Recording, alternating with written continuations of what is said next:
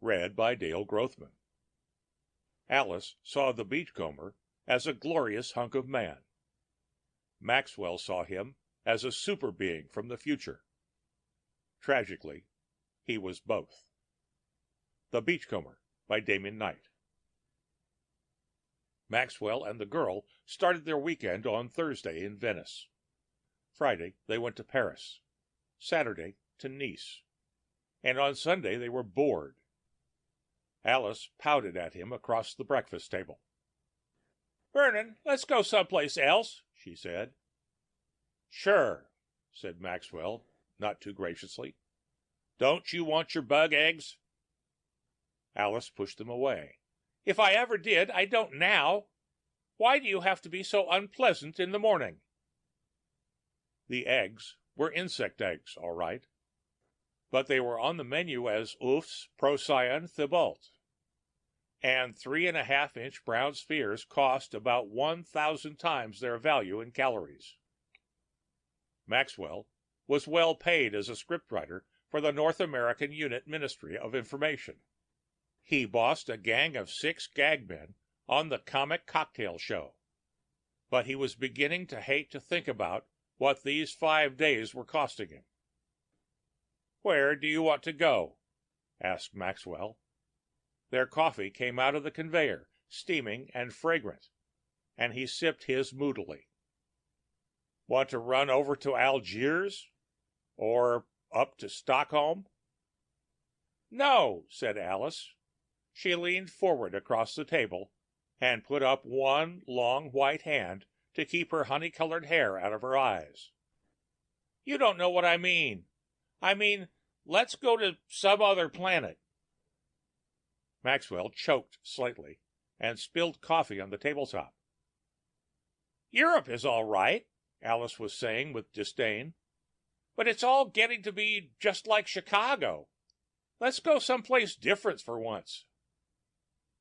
"And be back by tomorrow noon?" Maxwell demanded.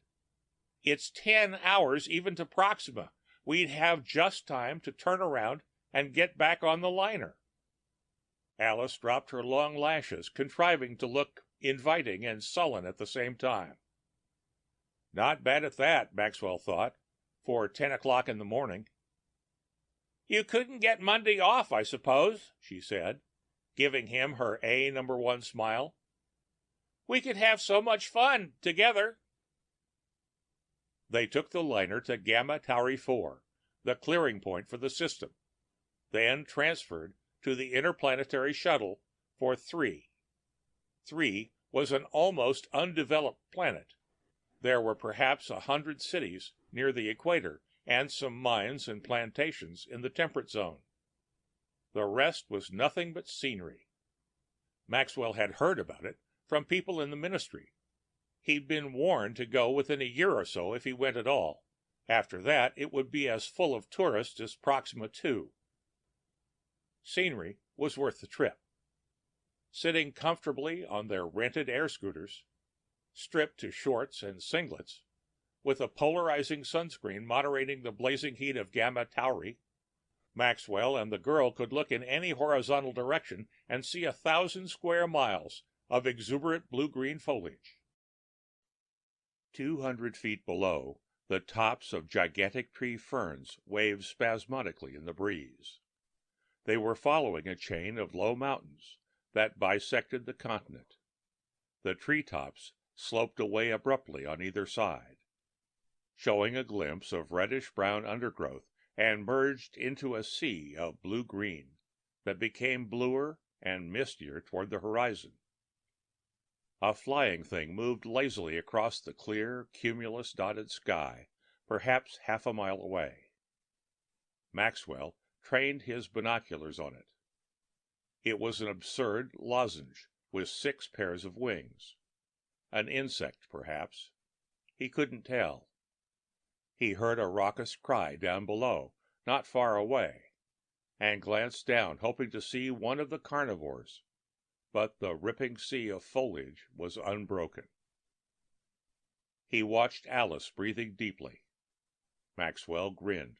Her face was shiny with perspiration and pleasure. Where to now? He asked. The girl peered to the right, where a glint of silver shone on the horizon. Is that the sea over there? She asked. If it is, let's go look for a nice beach and have our lunch. There were no nice beaches. They were all covered with inch-thick pebbles instead of sand. But Alice kept wanting to try the next place. After each abortive approach, they went up to 2,000 feet to survey the shoreline. Alice pointed and said, There's a nice-looking one. Oh, there's somebody on it. Maxwell looked and saw a tiny figure moving along the shore. Maybe somebody I know, he said, and focused his binoculars. He saw a broad, naked back, dark against the silvery sea. The man was stooping, looking at something on the beach. The figure straightened, and Maxwell saw a blazing crest of blonde hair. Then a strongly modeled nose and chin of a young man turned. Uh-oh, he said, lowering the binoculars. Alice was staring intently through the binoculars. Isn't he handsome? She breathed. Do you know him? Yeah, said Maxwell. That's the Beachcomber. I interviewed him a couple of times. We'd better leave him be. Alice kept staring. Honestly, she said, I never saw such a... Look, Vernie, he's waving at us. Maxwell looked again. The Beachcomber's face was turned up directly toward them. As Maxwell watched, the man's lips moved unmistakably in syllables of his name. Maxwell shortened the range and saw that the Beachcomber was indeed waving. He also saw something he had missed before. The man was stark naked. He's recognized me, he said with mingled emotions. Now we'll have to go down. Alice took her eyes away from the binoculars for the first time since they had sighted the man. That's silly, she said. How could he... Vernon, you don't mean he can see us clearly from that far away? Maxwell waved back to the tiny figure and mouthed silently. Coming right down. Put some pants on, damn it. He said to Alice, That's not all he can do. Weren't you listening when I said he's a beachcomber? They started down on a long slant as the little figure below moved toward the jungle's edge. The who? Said Alice, looking through the binoculars again. Watch where you're going, said Maxwell more sharply than he had intended. I'm sorry, who is he, dear? The Beachcomber, the man from the future. Haven't you seen a newscast for the last 5 years? I only tune in for the sports and fashions, Alice said abstractly. Then her mouth formed an O. My goodness! Is he the one who... The same, said Maxwell. The one who gave us the inertialess drive, the anti-friction field, the math to solve the three-body problem, and about 1,000 other things. The guy from 3 million years in the future, and the loneliest man in all creation, probably. This is the planet he showed up on 5 years ago, now that I come to think of it. I guess he spends most of his time here. But why? Asked Alice. She looked toward the tiny beach, which was now vacant. Her expression, Maxwell thought, said that there were better uses to which he could put himself. Maxwell snorted. Did you ever read? He corrected himself. Alice obviously never read. Did you ever see one of the old films about the South Seas? Ever hear of civilized men going native or becoming beachcombers? Alice said, Yes, a trifle uncertainly. All right. Imagine a man stranded in a universe full of savages. Pleasant, harmless savages, maybe, but people who are 3 million years away from his culture. What's he going to do? Go native? Or comb the beaches? That's right, Maxwell told her. his only two alternatives, and either one is about as bad as the other from his point of view.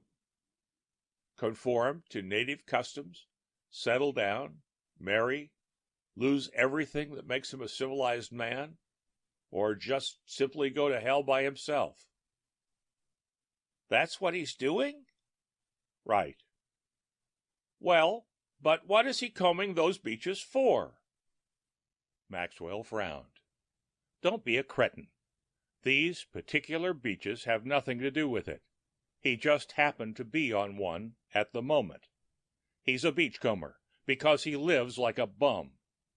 Doesn't do any work, doesn't see people, just loafs and wants to be old enough to die. That's awful, said Alice. It's such a waste. In more ways than one, Maxwell added dryly. But what do you want? There's only one place he can be happy, 3 million years from now, and he can't go back. He says there isn't any place to go back to. I don't know what he means. He refuses to clarify that point.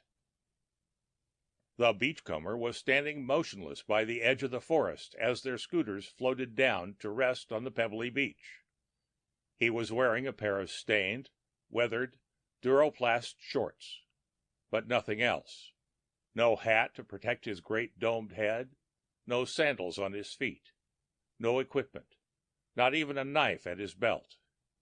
Yet Maxwell knew that there were flesh-eaters in the jungle that would gobble a man outside the force field of his scooter in about half a second. Knowing the beachcomber, none of this surprised him.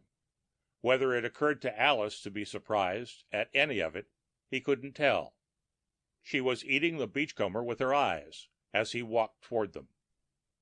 Maxwell, swearing silently to himself, turned off his scooter's field and stepped down. Alice did the same.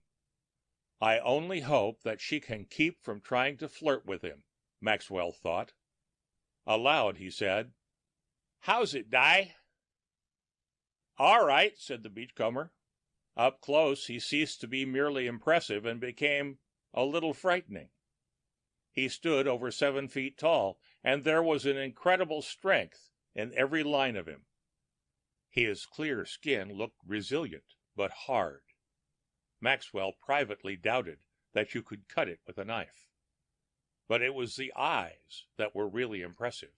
They had the same disquieting, alien quality as an eagle's. Di never pulled his rank on anybody. He went native perfectly when he had to, for social purposes.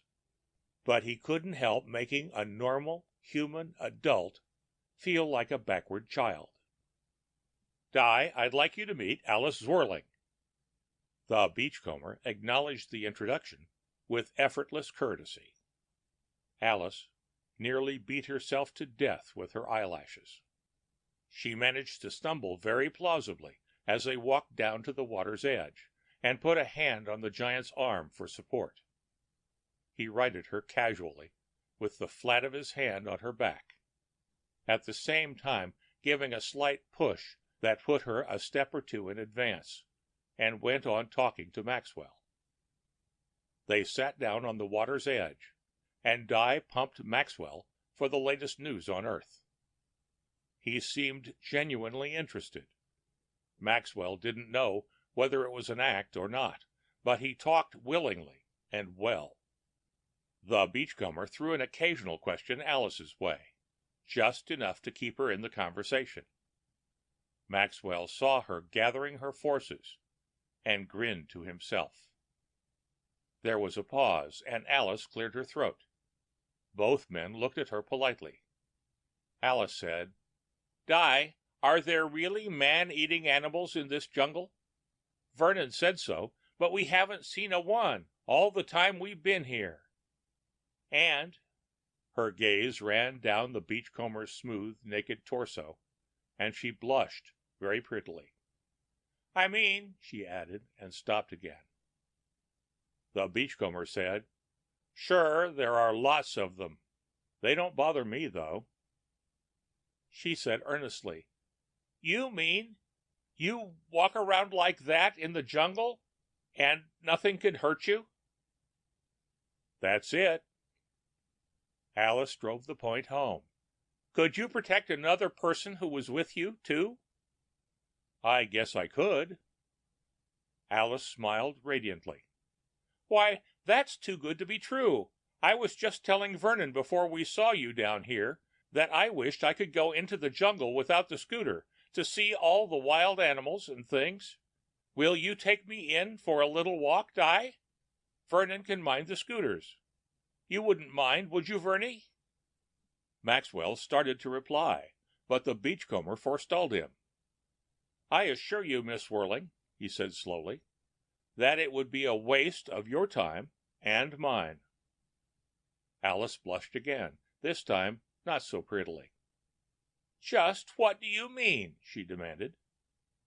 Di looked at her gravely. I'm not quite such a wild man as I seem, he said. I always wear trousers in mixed company, he repeated with emphasis. Always. Alice's lips grew hard and thin, and the skin whitened around them. Her eyes glittered. She started to say something to the beachcomber, but the words stuck in her throat. She turned to Maxwell. I think we'd better go. We just got here, Maxwell said mildly. Stick around. She stood up. Are you coming? Nope, said Maxwell. Without another word, she turned, walked stiffly to her scooter, got in, and soared away. They watched the tiny shining speck dwindle and disappear over the horizon. Maxwell grinned and looked at the beachcomber. She had that coming, he said. Not that she's out anything. She's got a return ticket. He put a hand behind him to hoist himself to his feet. I'll be going now, Di. Nice to have... No, stay a while, Vern, said the giant. I don't often see people. He looked moodily off across the water. I didn't spoil anything for you, I hope. Nothing special, Maxwell said. Only my current light of love. The giant turned and stared at him, half frowning. What the hell, said Maxwell disgustedly. There are plenty of other pebbles on the beach. Don't say that. The beachcomber's face contorted in a blaze of fury. He made a chopping motion with his forearm. Violent as it was, the motion came nowhere near Maxwell. Something else, something that felt like the pure essence of wrath, struck him and bowled him over, knocking the breath from him. He sat up, a yard from the giant, eyes popping foolishly. What? He said. There was pain and confusion in the beachcomber's eyes. I'm sorry, he said. He helped Maxwell up. I don't often forget myself that way. Will you forgive me? Maxwell's chest was still numb. It was hard to breathe. Don't know, he said with difficulty. What did you do it for? Sunlight gleamed dazzlingly on the beachcomber's bare head. His eyes were in deep shadow, and the shadows stretched the bold outline of his nose, marked the firm, bitter lines of his mouth. He said, You've offended me. He paused. I'll explain, Vernon, but there's one condition. You must never tell anyone else, ever. He put his big hand on Maxwell's wrist, and Maxwell felt the power that flows from him. Almost hypnotically, he knew he would never be able to. He was aware his mind was being schooled in what to remember. All right, said Maxwell. A curious complexity of emotions boiled inside him. Anger and petulance, curiosity, and something else deeper down, a vague, objectiveless fear. Go ahead. The beachcomber talked. After a few minutes, he seemed almost to forget Maxwell. He stared out across the silver sea and Maxwell, half hypnotized by the deep, resonant voice, watched his hawk-like profile in silence. Dimly, he saw the universe the Beachcomber spoke of, a universe of men set free. Over that inconceivable gap of time that stretched between Maxwell's time and theirs, they had purged themselves of all their frailties. Maxwell saw them striding across the stars, as much at home in the pitiless void as on the verdant planets they loved. He saw them, tall and faultless and strong, handsome men and beautiful women, all with the power that glowed in the Beachcomber, but without a hint of his sadness. He tried to imagine what the daily life of those people must be like, and couldn't. It was 3,000,000 years beyond his comprehension. But when he looked at the Beachcomber's face, he knew that the last men were human beings like himself, capable of love, hate, and despair. "We had mating customs that would seem peculiar to you," said the Beachcomber after a while. "Like elephants, because we were so long-lived, you know. We married late, and it was for life. My marriage was about to take place when we found the enemy." "The enemy?" said Maxwell. "But didn't you say you were the only dominant life form in the whole universe?" "That's right." The Beachcomber outlined an egg-shaped figure with a motion of his cupped hands, carelessly. "The universe, all of it, everything that exists in this space, it was all ours. But the enemy didn't come from this universe." "Another dimension?" Maxwell asked. The Beachcomber looked puzzled. "Another," he said, and stopped. "I thought I could say it better than in English, but I can't. Dimension isn't right. Call it another timeline. That's a little closer." "Another universe like ours, coexisting with this one, anyhow," said Maxwell. "No, not the same as ours at all. Different laws, different—" He stopped again. "Well, can you describe the enemy?" "Ugly," said the Beachcomber promptly. "We'd been searching other dimensions, if you want to use that word, for thousands of years, and this was the first intelligent race we found. We hated them on sight." He paused. "If I drew you a picture, it would look like a little spiny cylinder, but a picture won't convey it. I can't explain." His mouth contracted with distaste. "Go on," said Maxwell. "What happened? They invaded you?" "No. We tried to destroy them. We broke up the crystal spiderwebs they built between their worlds. We smashed their suns. But more than a quarter of them survived our first attack, and then we knew we were beaten. They were as powerful as we were, more so in some ways." "Wait, I don't get it," said Maxwell unbelievingly. "You attacked them without provocation? Wiped out 3/4 of them? Simply because—" "There was no possible peace between us and them," said the Beachcomber. "And it was only a matter of time before they discovered us. It was simply chance that we made the contact first." What would an unspoiled South Sea Islander have made of the first atomic war, Maxwell wondered. Morals of one society don't apply to another, he knew. Still, was it possible that the Beachcomber's people, Maxwell's own descendants, still had a taint of the old Adam?